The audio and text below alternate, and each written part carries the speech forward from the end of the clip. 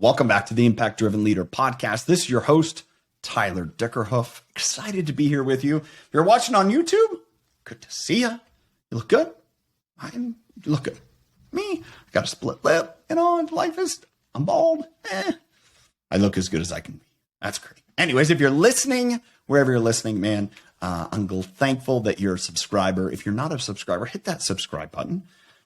Join us, be a part of the family, be a part of the Impact Driven Leader community, where I release an episode every Friday. In the meantime, I share a couple blogs. I also have a live segment that I share across multiple different platforms, whether it's Facebook, LinkedIn, YouTube, that I call Coffee Chat, sharing a little idea that I have each day for my reading, my preparations, called Thought of the Day. It's just an extension of ways to learn and grow with me, because it's just what I'm learning and growing through. Today, I'm excited to introduce author Dr. Christian Busch. He is also a professor, works at New York University. As well, he is involved with Sandbox and as well leaders on Purpose, those organizations. But we're going to talk about this idea of serendipity, or maybe, as you might otherwise know, this idea of luck, right? Serendipity is the occurrence and development of events by chance in a happier, beneficial way. A lot of people call that luck. Well, as Christian sought out to really create scientific definition and say, is this really the case, or is there more to it? I'm going to spoil it and say that there's more to it, because it isn't just this luck by chance. It isn't unlucky by chance either. It's the culmination of preparation and action. But there's one key that we discuss, one key that I think underlines everything. I'm going to leave that as a teaser. You're going to hear about in this conversation. I'll wrap up at the end and we'll discuss it more. I hope you enjoy this conversation. I surely did. Christian, thank you so much for joining us on the podcast. Man, I'm excited to have this conversation. I'm thankful for our mutual friend, Alex Budek, who introduced us and really introduced me to this whole serendipity mindset. And I love that you have, as a part of it, mindset. But I want to do this because it's early on in your book, but it's pretty telling. I'd love for you to share the origin of serendipity. That story, I think, is cool and just really further connects the dots when we talk about this whole conversation. Yeah, absolutely. And I think it beautifully shows, right, that in a way it's so much about this open-mindedness and kind of opening our eyes to the world. And, it's essentially King Jaffa, who used to be ruling the kingdom. He had a couple of princes who he felt, well, they might be a little bit too spoiled here, so let's send them out in the world and let's have them kind of have some adventures. And so they go on adventures, and then one day there's kind of a camel missing in one of the kingdoms they're about, and so people are looking for this camel, and the princes say, no, well, we think we know where it is, because we saw kind of prints on the street, and we saw that kind of, there are a couple of specifics about how the camel looked like, because there was a kind of honey dips around and things like that. And so essentially they can describe the camel so well that people first think they might have stolen the camel. But then it turns out, no, they just somehow connected the dots and kind of had the sagacity to then link that to this incident. And that's really what serendipity is about, right? Serendipity is about somehow, identifying something unexpected, connecting the dots and turning it into something positive. I think the, serendipity, or in this discussion, it's kind of often, I don't want to say thrust about as luck. And if we look at different avenues of leadership and different avenues of relationships, and, sometimes it'll be people, well, how did they get that position? Well, it was lucky, or it was about who they knew. But really, that is serendipity at its best. And, as you work through and as your research and as the book, The Serendipity Mindset, which we can see in the background there, describes, it's beyond that. It is being so intentional about those actions, the preparation, that you create the luck. But it's not luck. It's just that is bringing about serendipity. Is that fair? Yeah, and that's really the interesting thing, right? That usually when we think about luck, we think about it as something passive, right? Something that just happens to us, being born into a nice family, stuff like that. That creates a lot of societal inequality, right? That kind of passive luck. But then there's serendipity, which is active luck, right? It's this openness to the unexpected and then turning that into something positive. Take an example where, imagine you're in a coffee shop and you have erratic hand movements like I do. Then, you unexpectedly spill coffee over someone, and that person looks at you slightly annoyedly. but you sense there might be something there. You don't know what it is, you just sense there might be something there. And now you have a couple of options, right? One option is to just say, I'm so sorry, you walk outside, but you had that feeling there might have been something. And then now you think, what could have happened had I spoken to the person? Option two, you have that feeling there might be something. So you start that conversation with the person, and that person turns out to become your co-founder, the love of your life, you name it. The point is our reaction to the unexpected moment. Making the accident meaningful is what serendipity is about. And that's what's so fascinating, that we can make accidents more meaningful, but also create more meaningful accidents. I think that to me is the intriguing part. So, you shared a little bit about this in your book, that you played a bit of soccer, football, growing up. And there's a phenomenon. I'm a huge soccer fan, soccer coach, and, hopefully I'm not going to lose the audience here because we can connect it to other sports, but soccer predominantly, it has the phrase, and I don't know if it was this way in Germany, but it's either unlucky or lucky. Oh, that was an unlucky play. That was a lucky pass. And that's synonymous with kind of soccer. And yet, as I've learned and developed as a coach or a player myself, and realizing that is absolutely discounting preparation and action. If we look at our life and we take that to business, we got that account because of luck. Did you? Or did you do all the preparation and take the action at the right time that it ended up leading to that? You talk about the coffee shop, right? That strange circumstance, I spill my coffee, and I can either try to quickly hustle out of the room and, hide in embarrassment, or I can just say, hey, it is what it is, and, have a conversation with the person. And that humility of vulnerability actually leads to something much greater. So that's a whole lot packed into it, but I'd love for you to kind of dissect that a little bit more, especially this preparation and action, how it feeds into everything we do. Absolutely. And that's the interesting thing, right? That we can, in a way, build a muscle for the unexpected. It's this idea that luck favors the prepared, right? That in a way, if you, for example, let's take the example of the hook strategy, where you can literally see how you can create the positively unexpected just by being more aware of your surroundings, where the hook strategy is all about saying, think about 2 or 3 things that are important to you in your life at the moment, right? So I'm Tyler, I'm doing this amazing podcast at the moment. I'm thinking about the upside of optimism, but what I'm really excited about is playing the piano, right? And now, so these are 3 potential hooks. So now if you go to an event and instead of saying, I'm Tyler, I'm a podcast host, you say, I'm Tyler, I'm a podcast host. At the moment, really excited about this kind of new book that's about the upside of optimism. But what I'm really excited about is playing the piano. Now, the likelihood that someone might say something like, oh my God, such a coincidence. My CEO is hosting piano sessions. Come by. Oh my God, such a coincidence. I just published a book. We should have a conversation. That becomes much more likely if you give people potential dots that they could connect for you. And so, give an example. I had an entrepreneur, a gaming entrepreneur. A couple of weeks ago, we did a seminar around this, and he started setting these hooks, and then just got an email a few days ago where he's like, Christian, now I introduced myself saying I'm a gaming entrepreneur, but I'm really excited about black holes in the metaverse. And I did that at a conference. And so there was this other person who said, oh my God, I'm so excited about black holes. They geeked out for an hour. After an hour, that person asked him, hey, I really like you. How can I help you? Is there anything I can help you with? And he's like, well, I'm currently looking for investment. Oh, great. I'm an investor. I knew a couple of people who can put you in touch. Let's make it happen. The point here is that the beautiful thing is once you use these different hooks, it not only makes conversations more meaningful and you kind of go deeper in those conversations, but also people are much more likely to actually then want to make the things happen versus if you just pitch them on something and then they feel, oh, you're one of 1,000 people who want to pitch you an idea.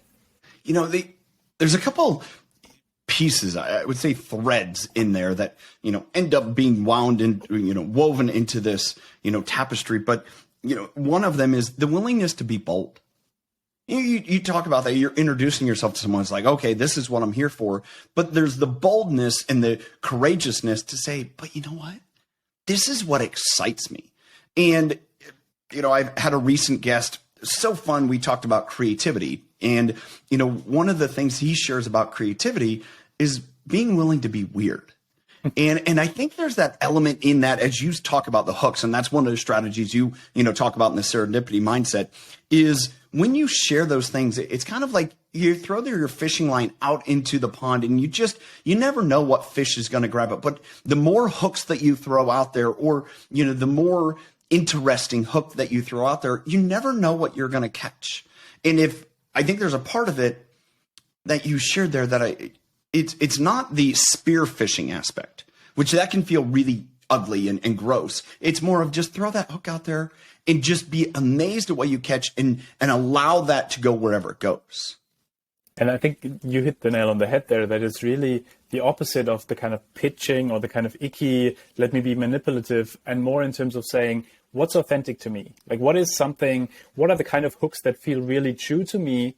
And then I can be aware of that. And then I have that in conversations because I want to find a meaningful overlap versus some kind of like throwing something at people. And I think you make a really good point there in terms of that, depending on the context, you might use then different types of hooks, right? If I'm going, I do a lot of work in Germany. I'm German originally. In Germany, I use slightly tempered down hooks sometimes because, it's kind of culturally, you wouldn't be the kind of person who goes all in and says, these are the 5 things I'm really excited about, right? But it doesn't mean that you can't use those kind of hooks. And so it's really kind of to your point, like the context and the authenticity that really matters. There's a piece there, and you mentioned connection. And to me, our world is yearning for more authentic connection, whether it's in just community, whether it's in the workplace, it doesn't matter where. I mean, politics, all of it is the more that we find ways to be authentically connected with others, the more we're going to be able to influence. And I think there's an absolute piece here of serendipity that yields to influence. Meaning, if we go back to the hook conversation, right? You're at the gaming gentleman is at that event. Now, he could take that a lot of different ways. And instead, he just is very organic, authentic. And look what it yielded. It yielded someone that's like, I want to do what you're doing. And I believe if we do more of that in our workplace, say, for example, as a leader, I go and interact with people and I am willing to throw out hooks and connect with them. I believe you're going to end up working better together longer term than if you're just, well, this is our objective. This is what we're going to do, either fit in or fit out.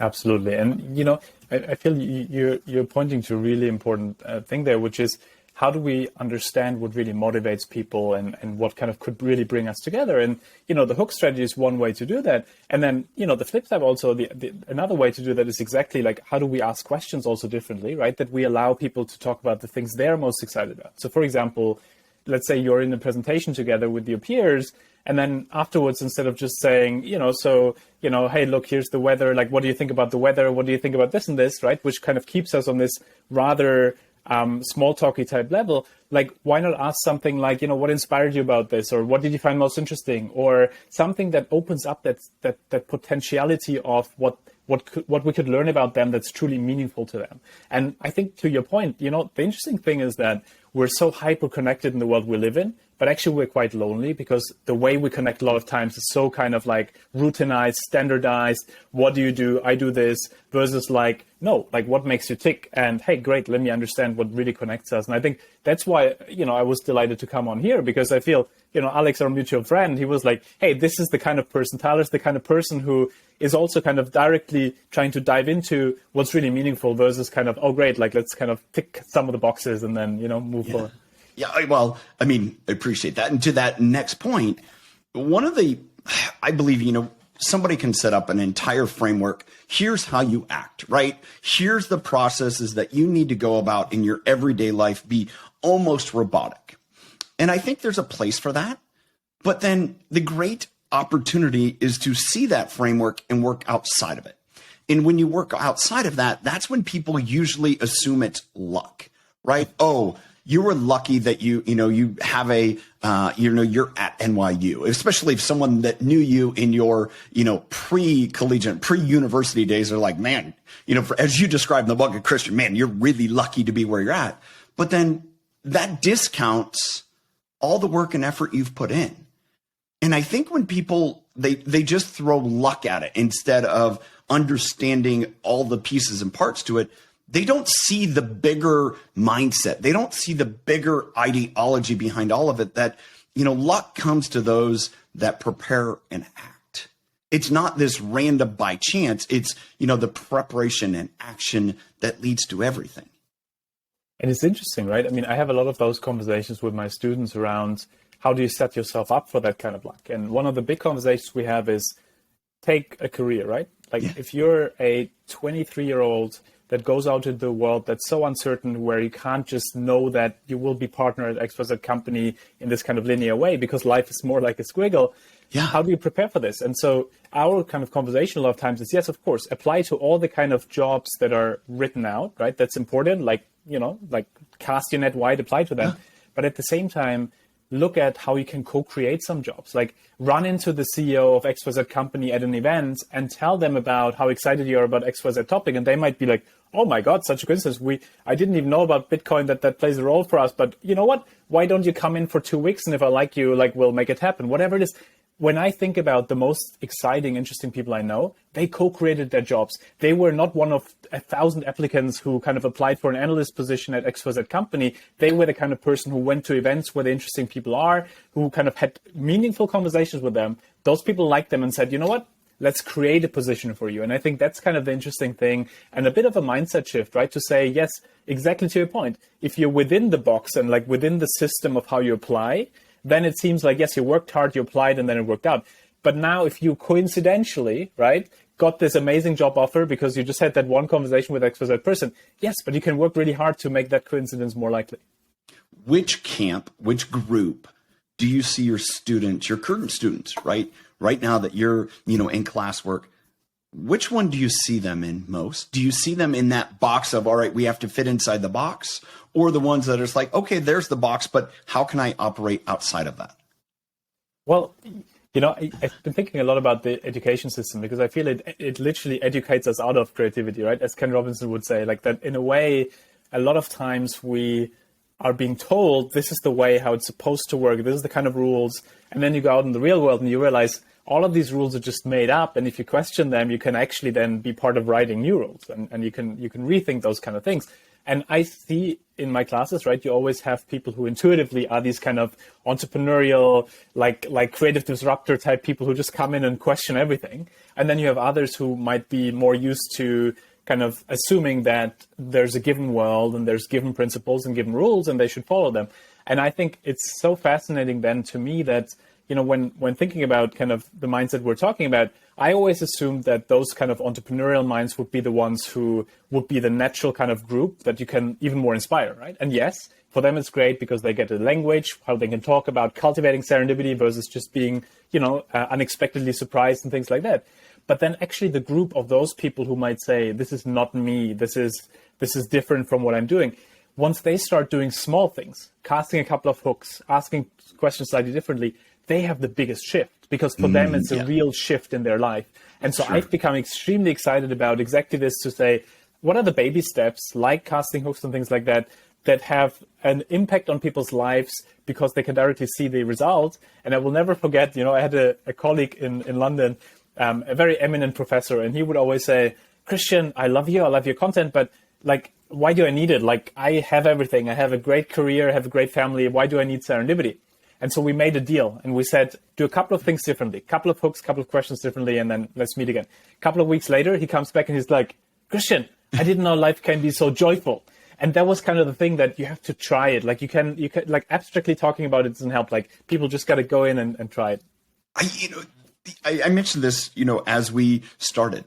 One of my great joys, and yes, I put a lot of work and effort into preparation and background and understanding, but I love having these moments where it's like, oh, it's that aha, it's that exciting moment. And to me, that's what you just described.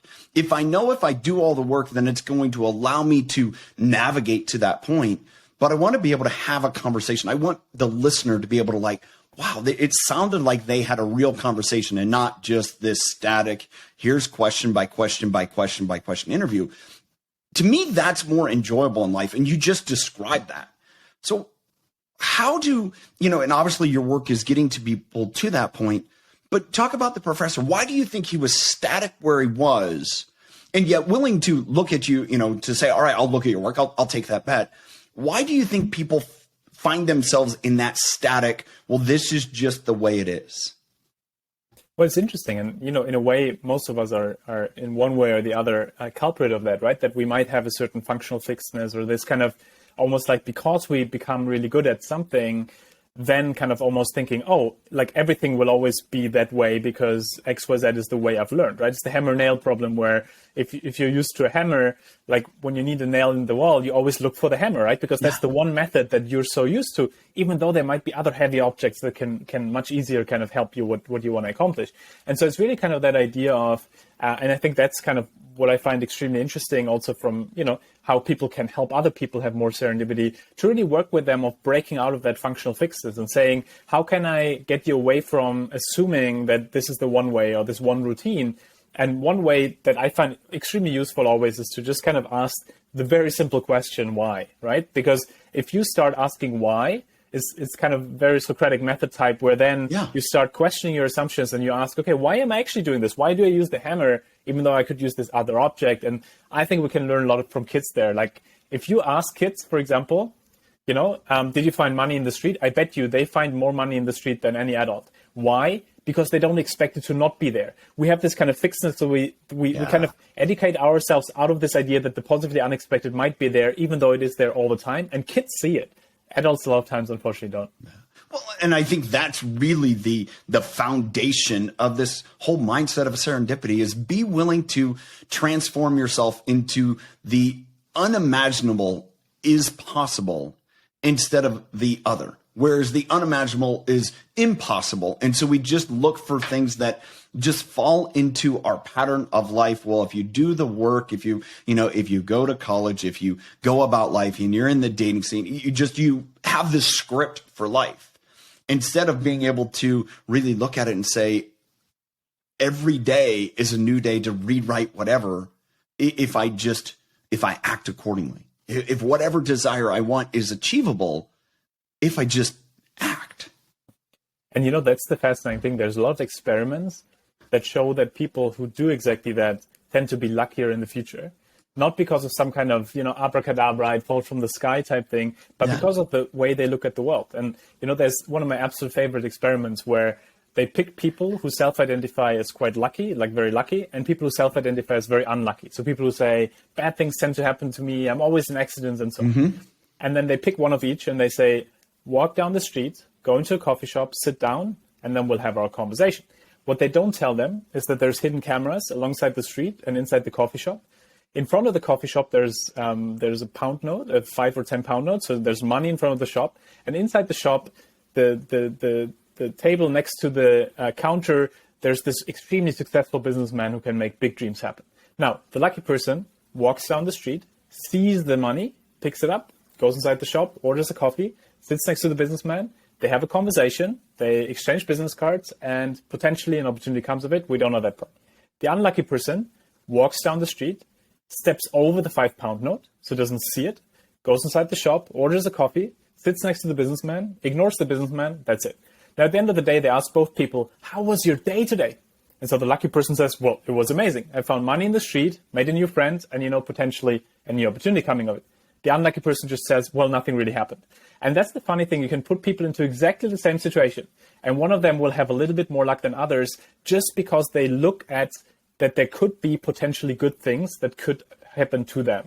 And so I'm a big fan of really training ourselves in that, right? Because we train ourselves a lot to look for the negatively unexpected. When we cross the street, we might still look left, right, because we don't trust that there might not be a car just, hitting the red traffic light. Some 18-year-old driving down the road, Exactly. And so why not do the same for the positively unexpected? Yeah, well, to me, that's choosing to have a response framework that really comes to this ideology. Life is for you, not against you. And, whether that is in business, whether that is in, personal relationships, or whether that's just by pure circumstance, I believe if we look at it, it's like, hey, everything, even though it may not feel good right now, maybe it's a setback per se, it's for my benefit. I just need to find those ways and be, curious enough and courageous enough to, be bold enough, as we mentioned earlier, to dive into that, to say, all right, what pathway forward is there here in the dark? Instead of succumbing to the darkness and just saying, woe is life, it's always going to be like this. And it's interesting, so a lot of our work, especially with CEOs and leaders of large companies, it's exactly that they had inflection points in their life where something went really wrong.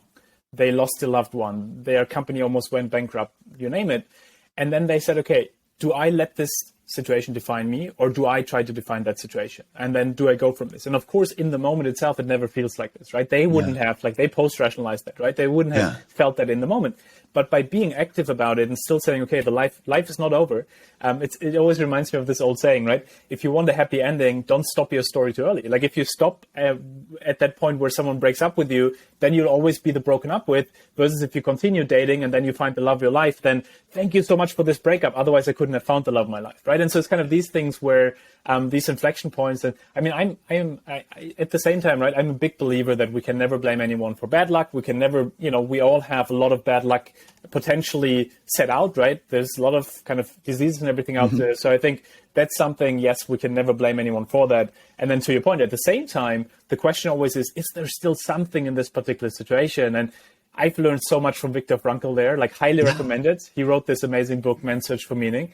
And he was so fascinating about this idea that even if objectively sometimes there's no meaning in a situation, you can subjectively create a sense of it.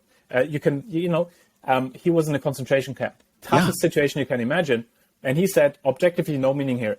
But I still want to make people feel better when I talk with them tomorrow. So now I have reason to wake up so that I can speak with another prisoner to make them feel better. And so that gives me meaning. And so it's kind of, you can apply that to your own life, right? This is a bad situation during COVID, but I can still help my neighbor tomorrow to get food. So I have a reason now to wake up tomorrow morning. How much of that, obviously a great book from a perspective of being in the worst places and yet seeing the beauty and the possibility and purpose. Do you connect, totally random, but do you connect this idea of being able to appreciate serendipity and coincide with purpose? What's interesting is, so my original research, how I came to serendipity, was purpose-driven leadership. And so it actually came from the purpose question. It came from the question of how do we live a life that feels meaningful and find something that gives us meaning? And then those people who seem to have that kind of purpose seem to have a lot of serendipity. Why? Because they're extremely good at connecting the dots to something they care about. And that's kind of something, if you think about, right? Think about, you're the CEO of MasterCard, right? If you're MasterCard 10 years ago, if you're an employee, you're like, okay, well, we produce some kind of financial system stuff, transactions, cards, like who cares? Versus like when Ajay Banga came in, he said, you know what? I want that we have a bigger purpose here. So I want to get 500 million people who were previously unbanked and not in the financial system, so didn't have access to resourcing. I want them in the financial system. And now this is our bigger purpose, that we get them in here, they can become entrepreneurs and so on. Now I have a bigger purpose here as an organization, and as an individual within the organization, I know what I'm working towards.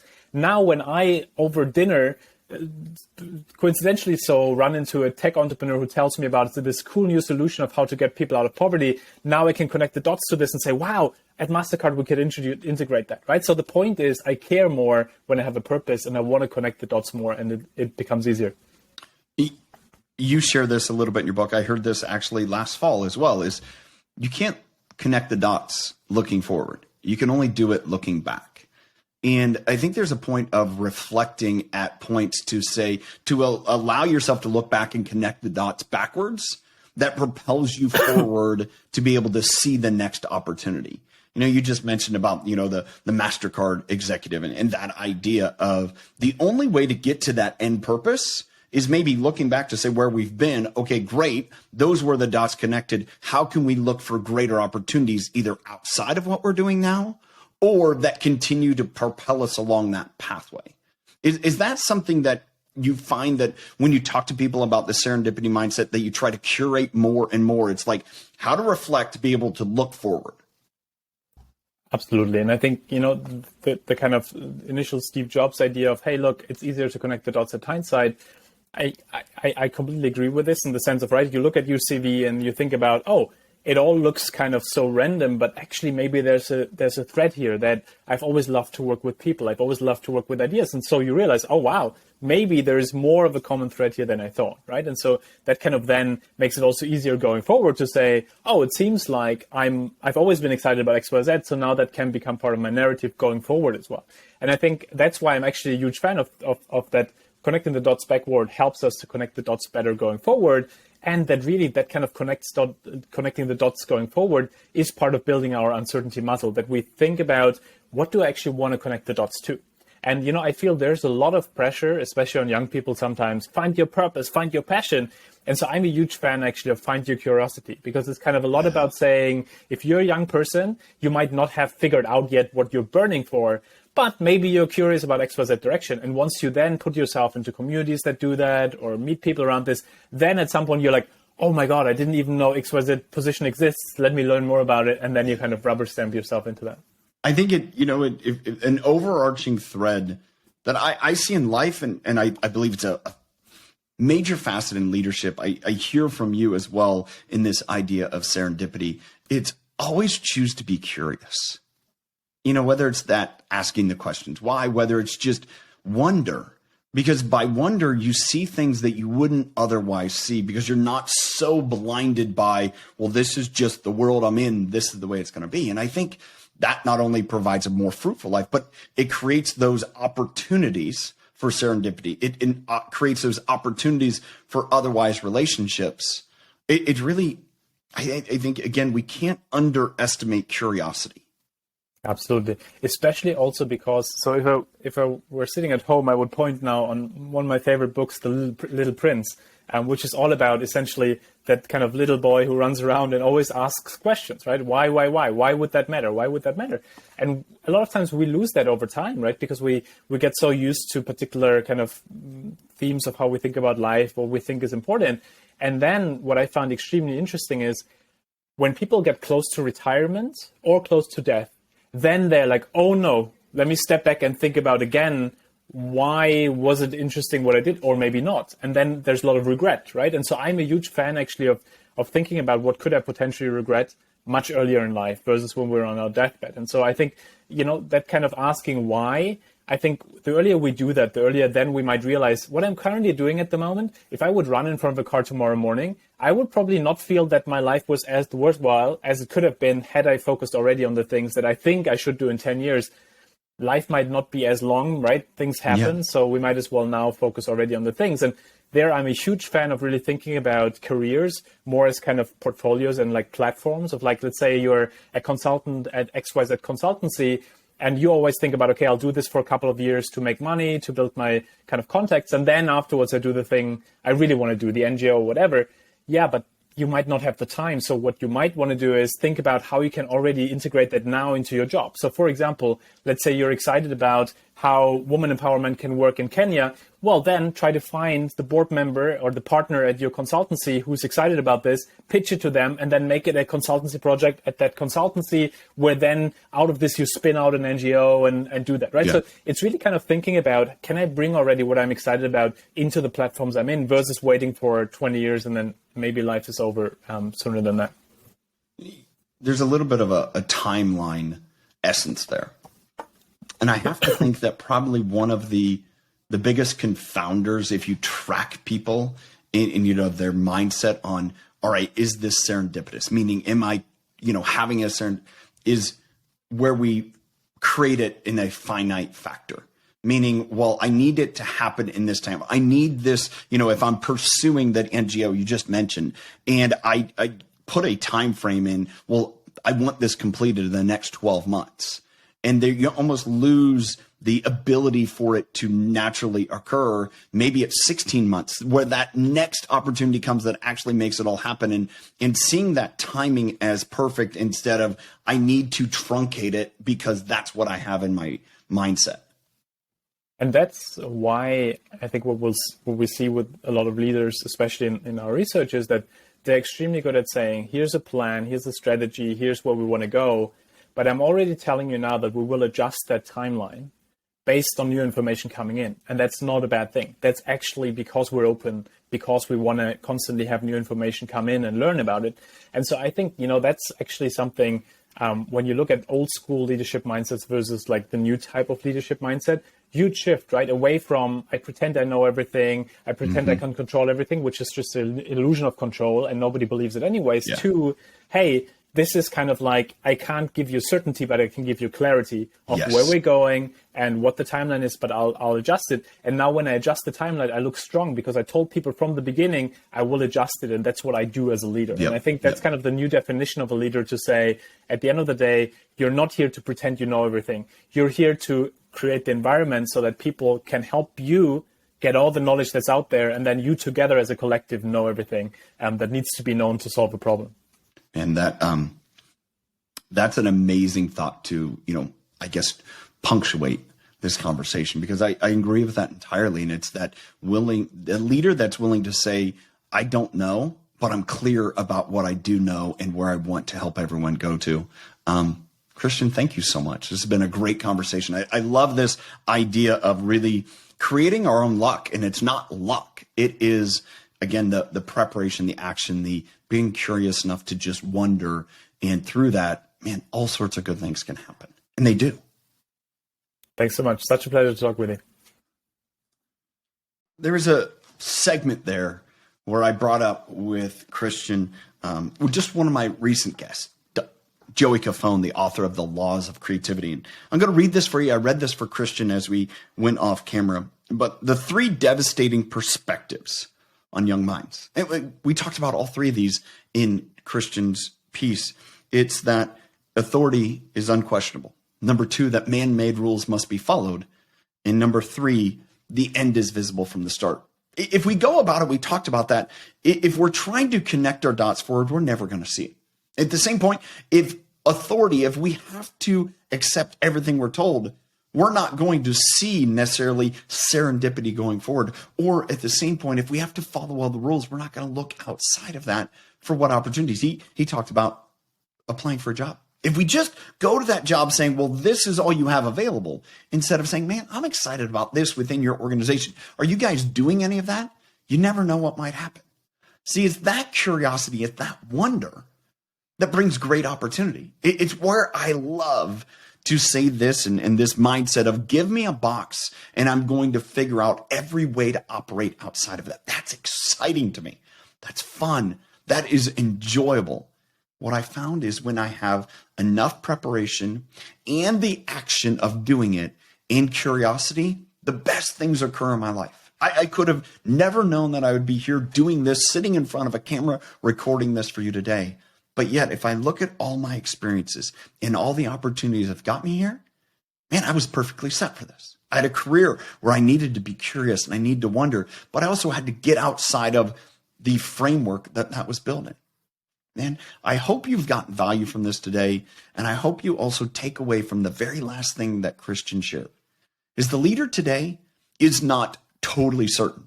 In reality, they're uncertain, but they're clear in their uncertainty and they evolve and they navigate and they change and they accept serendipity as it comes and look for more of it. I hope you can take that away from today. And I hope you got value from this. Thanks again for being here. If you're not a subscriber to YouTube or on wherever you're listening to podcasts, hit subscribe. As well, coming up in just a few weeks, another Awaken the Leader Within workshop. You can go to theimpactdrivenleader.com. You can sign up for that. I would love to have you join in that workshop. Help yourself grow. Grow with me. I'm in this process of growing, not alone, but we're in it together. Thanks for being here. Catch you next time.